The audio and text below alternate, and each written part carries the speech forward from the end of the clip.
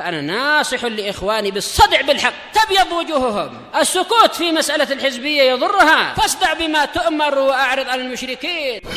سلامي على دماج ورجالها والشيخ يحيى ودار العلم يا سعد بانيها.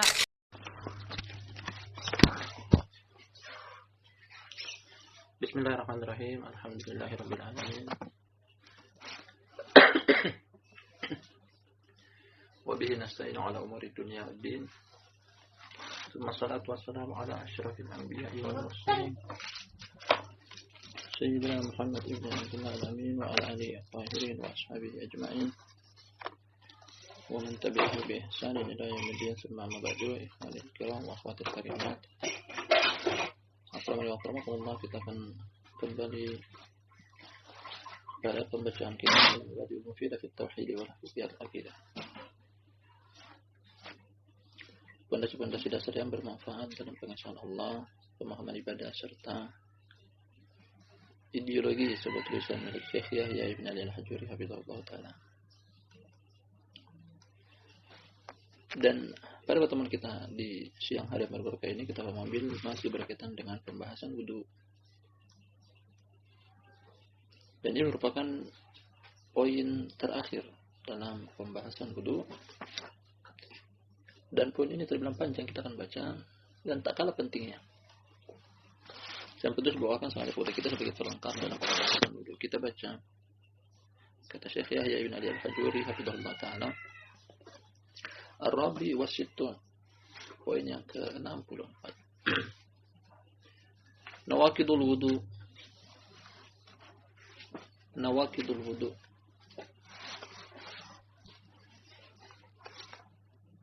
Pembatal wudu. Arti dari judul poin ini bahwa seseorang yang telah berwudu, seseorang yang sudah selesai berwudu dengan wudu yang sempurna, ada beberapa hal yang akan boleh sebutkan kepada kita di bawah ini bisa membatalkan wudu tersebut. Artinya dibutuh untuk kembali berwudu sebelum melaksanakan amalan ibadah, sholat dan semisalnya. Nah, judul poin ini adalah pembatal wudu. Artinya seseorang yang telah berwudu dengan wudu yang sempurna, kemudian ada sesuatu yang bisa membatalkan wudu dia tersebut, seperti apa yang akan kita dapati nanti di sini. Dan beliau bawakan kepada kita ada sekitar 7 dari pembatal wudu. Kita akan baca satu persatu langsung saja. Kata Syekh Yahya bin Ali Al-Hajuri sang penulis, semoga Allah menjaga beliau. Al-awwal, yang pertama, al-kharij min al-qubuli wad dubur. Yang keluar dari jalur depan dan belakang. Yang keluar dari dua jalan. Dua jalur pembuangan dari tubuh, depan dan belakang. Nah, nantinya baik itu dari jalur depan, mohon maaf, atau bahasa kita kemaluan, atau jalur belakang, dubur. Apapun yang keluar dari situ, hukumnya adalah membatalkan wudu. Hukumnya adalah membatalkan wudu. Sebelum kita akan baca dalilnya, beliau akan kepada kita satu hadis. Kita akan terperinci dulu sebagai bentuk keterangan lengkap bahwasanya banyak hal yang keluar dari dua jalur depan dan belakang, kesemuanya adalah membatalkan wudu. Sebagai bentuk agar tidak ada lagi pertanyaan berikutnya karena ketidakjelasnya, insyaallah kita akan sebutkan. Nah, kita mulai dari bagian depan. Bagian depan, dan ini umum untuk laki-laki dan perempuan. Apa-apa saja yang keluar dari bagian depan, kita akan sebutkan secara terperinci. Yang keluar dari bagian depan, baik itu laki-laki dan perempuan, pertama adalah, mohon maaf, air kencing. Ini berlaku untuk laki-laki dan perempuan. Nah, dan air kencing termasuk pembatal wudu. Dan hukumnya adalah najis. Artinya air kencing, air yang keluar, misalkan dengan air seni atau air kencing, hukumnya adalah najis sekaligus pembatal wudu. Nah, dan sifatnya telah kita ketahui bersama. Kemudian jenis air yang kedua yang keluar juga dari jalur depan, dan ini umum berlaku kepada laki-laki dan perempuan, adalah air mani atau sperma. Dan ini juga hukumnya adalah membatalkan wudu. Meskipun air mani sendiri atau air sperma sendiri tidak najis hukumnya, hanya saja dia adalah pembatal wudu. Nah, batal wudu bahkan wajib untuk mandi. Dan air mani ini baik itu keluar dengan sengaja atau tidak sengaja. Artinya mungkin dalam keadaan mimpi. Baik itu keluar dengan cara yang halal ataupun yang haram.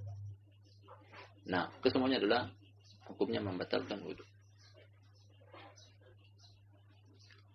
Kemudian yang berikutnya adalah air madhi.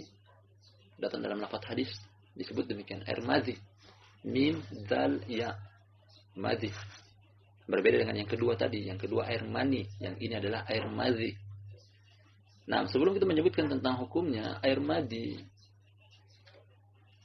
terkadang keluar, baik itu dalam keadaan sadar ataupun tidur. Kemudian keluarnya terkadang dengan beberapa alasan, seperti dalam keadaan sakit,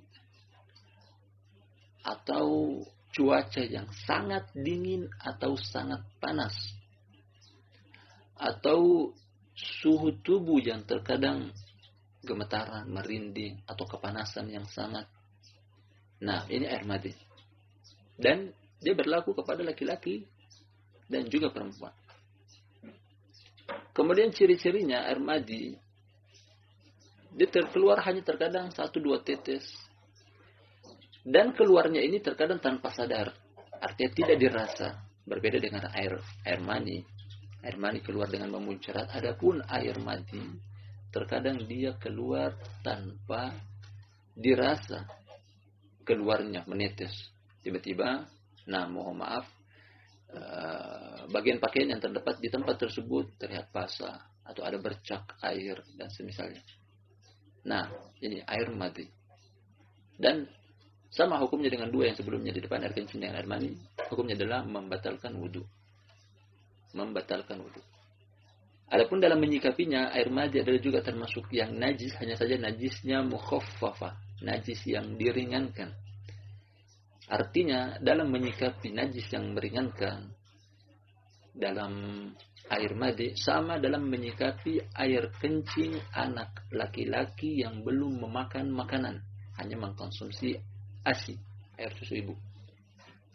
Jadi ketika ada air madhi menempel, baik itu di, mohon maaf, di area kemaluan ataupun di daerah pakaian yang dikenakan di area tersebut seperti celana, sarung dan semisalnya, tanpa perlu untuk dicuci sampai basah, hanya saja perlu untuk diperciki. Cukup diperciki. Nah, ini dalam menyikapi tentang air madhi.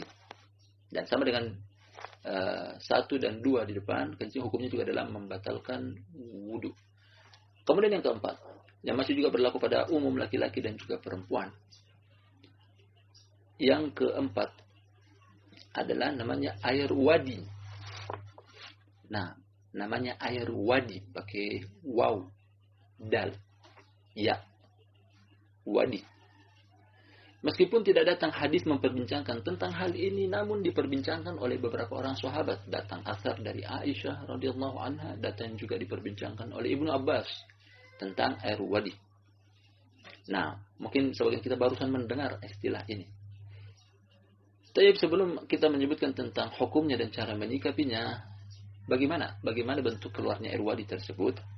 Diterangkan oleh para ulama bahwa air wadi adalah keluar pada tetesan terakhir air kencing disertai dengan gemetaran. Nah, terkadang sebagian, ini berlaku umum untuk laki-laki dan juga perempuan, terkadang pada tetesan terakhir dari air kencing tersebut disertai dengan gemetaran, merinding. Nah, arti itu bukan lagi air kencing yang keluar, tapi air wadi. Sebagaimana air kencing keluar, nah karena dia bersamaan keluar dengan air kencing, sebagaimana air kencing najis, Demikian juga wadi hukumnya adalah najis sekaligus pembatal wudu. Nah, ini dia 4 jenis yang keluar dari jalur depan dan umum untuk laki-laki dan perempuan. Kita ulangi, pertama air kencing, kemudian yang kedua air mani, ketiga air madi, kemudian yang keempat air wadi. Dan hukumnya adalah semuanya membatalkan wudu. Kita masih akan menerangkan tentang jenis-jenis yang keluar dari jalur depan. Hanya saja kali ini khusus pada kaum wanita. Artinya apa yang akan kita sebutkan ini tidak berlaku pada kaum laki-laki. Ini hanya ada pada kaum wanita. Masih dari jalur depan. Nah, masih pada jalur depan. Nah, paling pertama adalah, mohon maaf, darah haid dan darah nifas. Dan juga darah istihadah. Kesemuanya. Darah haid, darah nifas, darah istihadah. Al-muhim yang berkaitan dengan darah. Yang keluar dari jalur depan. Juga hukumnya adalah membatalkan wudu. Bahkan dengan keluarnya darah, baik itu yang disifati dengan najis seperti haid dan nifas. Nah, bukan cuma membatalkan wudu, bahkan dia tidak boleh untuk sholat. Selama masih berlangsung keluarnya darah haid dan nifas, dia tidak boleh untuk menegakkan sholat. Artinya termasuk pembatal wudu. Sama darah nifas juga, meskipun hukumnya adalah termasuk kami, sama hukumnya juga istihadah, darah istihadah selain darah nifas, meskipun hukumnya darah, hukum darahnya tidak najis, tapi dia tetap pembatal wudu. Kemudian jenis yang lain juga yang masih keluar dari jalur depan namun khusus kepada perempuan. Ini diperbincangkan oleh para ulama seperti Al-Imam Ibnu Qudamah dalam kitab beliau Al-Mughni, bahwa terkadang keluar dalam bentuk, mohon maaf, angin. Nah, apakah juga termasuk pembatal wudu? Naam, sama. Angin yang keluar dari kemaluan terkhususnya punya perempuan juga hukumnya adalah membatalkan wudu. Nah, hukumnya adalah membatalkan wudu. Adapun berkaitan dengan, mohon maaf, satu lagi, ada istilahnya yang keluar dari jalur depan khususnya perempuan diistilahkan dengan keputihan, apakah termasuk pembatal wudu atau tidak. Nah, ini diperbincangkan oleh para ulama. Dipersisikan oleh para ulama. Dengan perbincangan bahwasanya terkadang banyak, terkadang sedikit. Nah, terkadang sampai kapasitas yang banyak keluar, terkadang sedikit. Walalan tentang hukumnya ini, hanya saja yang lebih rajih adalah tidak termasuk pembatal wudu. Berbeda dengan yang satunya tadi, darah haid, darah nifas, kemudian juga dan angin. Meskipun kita katakan bahwasanya di dalam terdapat perselisihan para ulama, ada yang mengatakan bahwasanya itu termasuk pembatal wudu, ada juga yang mengatakan tidak termasuk. Nah, ini yang berkaitan dengan jalur depan. Dan telah kita sebutkan 4 dari umum untuk laki-laki dan perempuan, kemudian 3 hal yang keluar dari jalur depan khusus untuk perempuan. Dan kesimpulannya apa telah kita sebutkan di depan, bahwasanya itu termasuk pembatal wudu. Kali ini kita pindah ke belakang.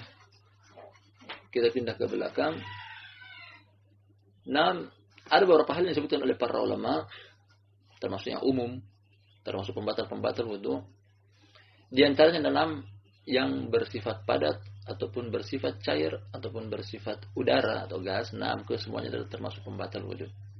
Kesemuanya termasuk pembatal wudu dengan 3 sifat ini. Baik itu bersifat padat, cair ataupun udara atau gas, kesemuanya adalah pembatal wudu. Tanpa ada perselisihan di dalamnya. Satu hal lagi, ini kita tinjau dari ilmu kedokteran, namun berkaitan dengan pembahasan kita apakah termasuk pembatal wudu atau tidak. Yakni keluarnya, mohon maaf, sebagian orang terkadang mungkin terserang penyakit diare, kemudian terdapat cacing di dalam perutnya. Terkadang cacing tersebut dia keluar.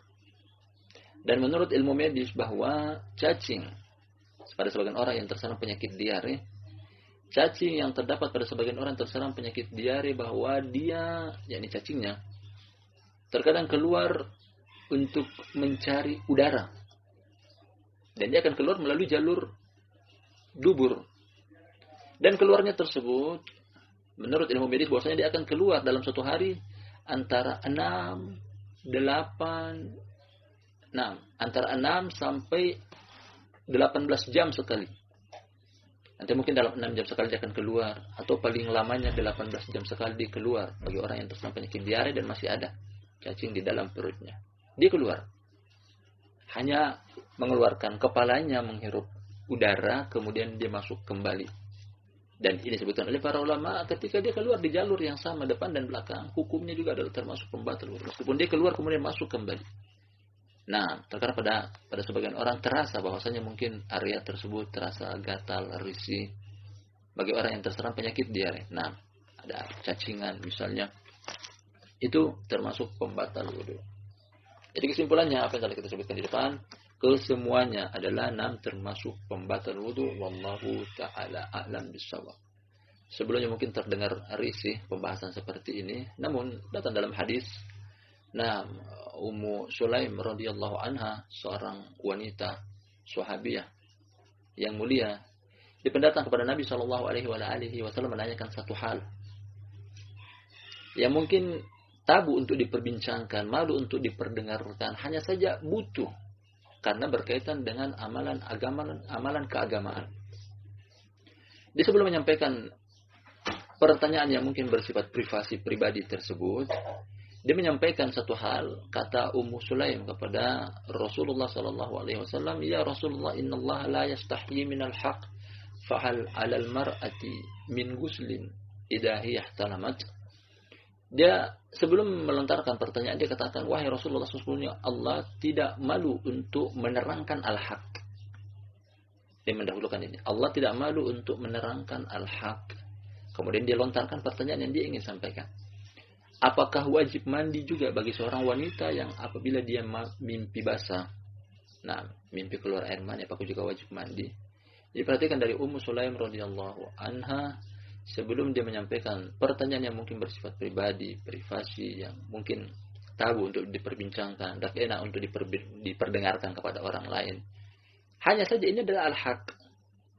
Tetap dia sampaikan berkaitan dengan ilmu.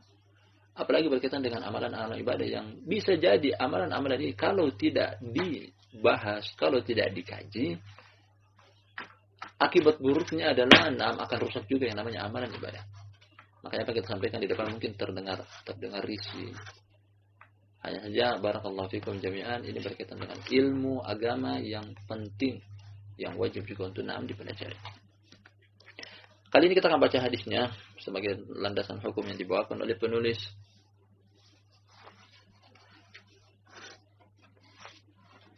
Kata Syekh Yahya ibn Ali al-Hajuri hafizahullahu ta'ala, wad dalilu, landasan hukumnya, hadisu Abi Hurairah radhiyallahu anhu. Landasan hukumnya adalah hadis Abu Hurairah. Akan datang nanti bahwasanya dia adalah riwayat Imam Bukhari dan Imam Muslim. La tuqbalu salatu man ahdatsa hatta yatawadda. Kata Nabi sallallahu alaihi wasallam, tidak diterima salat orang yang berhadas sampai dia berwudu. Tidak diterima salat orang yang hadas. Nah, sampai dia berwudu. Sisi pendalilan dari hadis ini berkaitan dengan poin yang keluar dari 2 jalur depan dan belakang adalah termasuk pembatal wudu, bahwasanya ketika hal-hal yang kita sebutkan tadi secara terperinci di depan, terjadi keluar dari 2 jalur tersebut, berarti dia telah berhadas, artinya tidak diterima sholatnya karena wudunya batal. Artinya dia perlu mengulangi wudunya, kemudian dia kembali ulang untuk menegakkan sholat. Nah, ini jelas sekali bahwasanya apa yang telah kita sebutkan di depan, baik itu secara umum laki-laki dan perempuan, atau untuk perempuan khusus, dan dari 2 jalur termasuk pembatal wudu. Sebagaimana wudu juga batal, otomatis tidak boleh juga untuk menegakkan sholat. Bahkan wajib bagi dia untuk mengulangi wudunya dia. Muttafaqun alaih, hadisnya riwayat Imam Bukhari dan Imam Muslim. Kita berpindah kepada nawaqidul wudu atau pembatal wudu yang kedua. Nah, pembatal wudu yang kedua kali ini adalah Kata beliau, as-tsani was-tsalits. Beliau gabungkan antara nomor 2 dan nomor 3 pada satu poin yang sama. Karena datang dari satu hadis yang sama, makanya boleh gabungkan. Yang kedua dan ketiga adalah an-naumu al-mustaghriq wal janabah. Tidur yang nyenyak dan juga junub. Nah, tidur yang nyenyak dan juga junub. Tidur nyenyak dengan kata lain bahwasanya dia tidak sadar dalam tidurnya dia tersebut. Artinya kalau dia hanya, terkadang sebagian orang ngantuk, terlihat ngantuk bahkan sampai mungkin kepalanya menunduk, terlihat letih, capek, sampai membuat dia mungkin matanya tertutup, hanya saja tidak lelap, tidak nyenyak.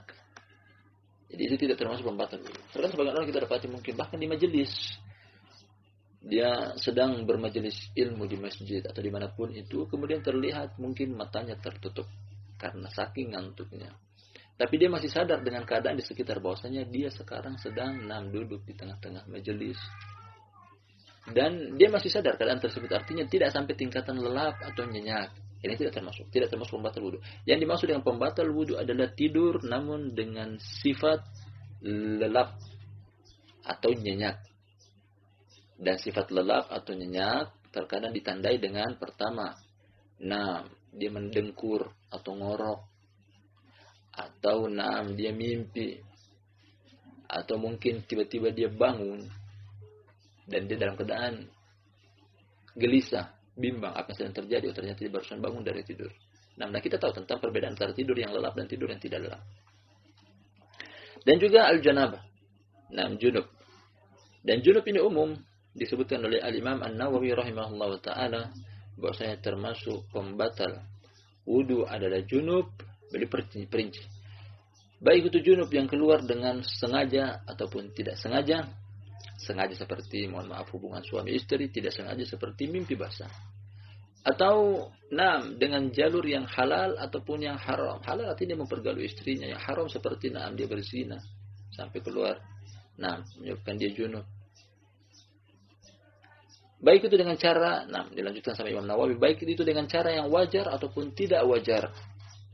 Cara wajar ataupun tidak wajar. Wajar artinya keluar dengan jalur yang sewajarnya, seperti mungkin dia mimpi, wajar hubungan suami istri. Atau tidak wajar seperti dia dia mengeluarkan dengan sengaja, yang disilahkan dengan onani, itu pun termasuk pembatal wudu. Karena dia junub. Dengan sekedar keluarnya air mani baik itu laki-laki ataupun perempuan, dia sengaja keluarkan atau tidak sengaja, hukumnya adalah junub. Landasan hukumnya kita akan baca.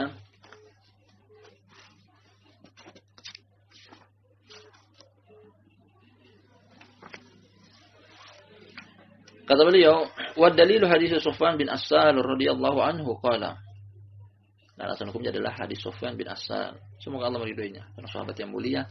Qala, dia berkata, qala kana Rasulullah sallallahu alaihi wasallam ya'muruna idza kunna safaran alla nanza khifafana thalathata ayamin wa layalihinna illa min janabatin walakin min ghaitin wa baulin wa naumin. Kita terjemahkan hadisnya Sufyan bin Assal riwayat Imam Tirmidzi. Kata dia, dahulunya Rasulullah sallallahu alaihi wasallam memerintahkan kita. Dahulunya Rasulullah sallallahu alaihi wasallam memerintahkan kita apabila kita dalam keadaan safar untuk tidak menanggalkan khufnya.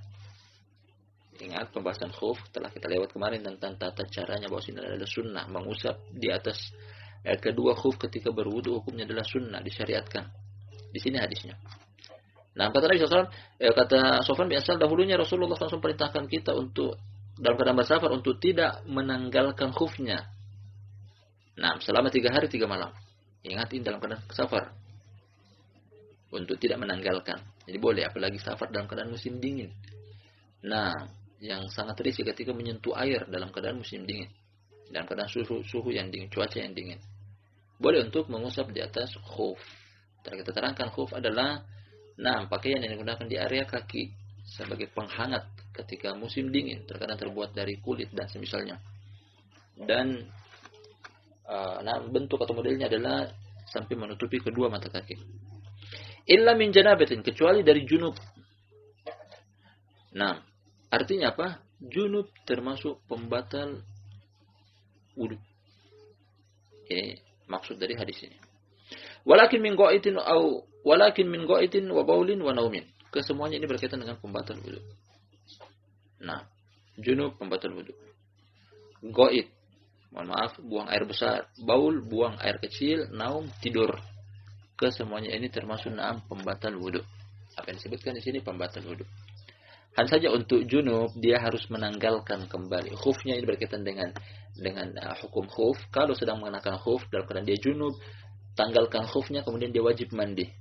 Sedangkan ketika dia sedang mengenakan khuf kemudian hanya buang air besar, buang air kecil ataupun tidur, tidak perlu untuk melepaskan khuf dan tidak wajib untuk mandi. Hanya saja wajib bagi dia untuk berwudu kemudian mengusap di atas kedua khuf.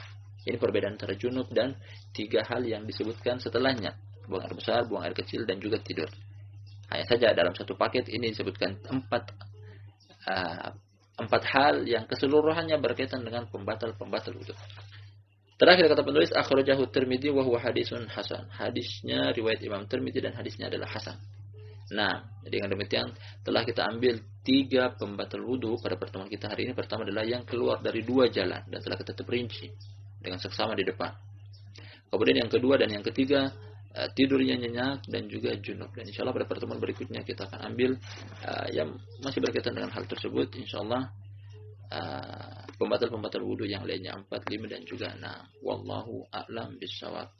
Nah, ini yang sempat kita ambil pada pertemuan kita di siang hari beberapa ini. Mudah-mudahan bermanfaat. Lebih dan kurangnya mohon dimaafkan. Wallahu a'lam bishawab. Subhanakallahumma bihamdik asyhadu an la ilaha illa anta astaghfiruka wa atubu ilaik.